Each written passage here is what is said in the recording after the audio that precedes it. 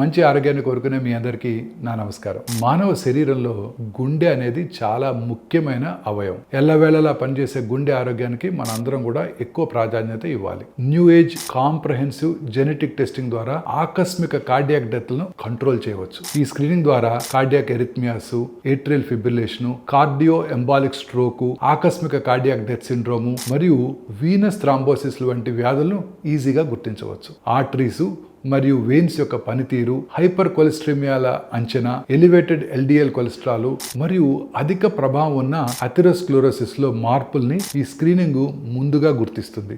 జీవన క్రియ పనిచేయకపోవటం, గుండె నాళాల ఆరోగ్యంతో పాటు ఇన్సులిన్ పనితీరు, ఫ్యాట్ డిపాజిట్స్ మరియు గ్లూకోజ్ జీవక్రియను నియంత్రించే జీన్స్ పై ఈ పరీక్ష ద్వారా దృష్టి పెట్టడం జరుగుతుంది. సరి అయిన పోషకాహారం, జీవన శైలి మార్పులతో గుండె జబ్బుల్ని తగ్గించవచ్చు.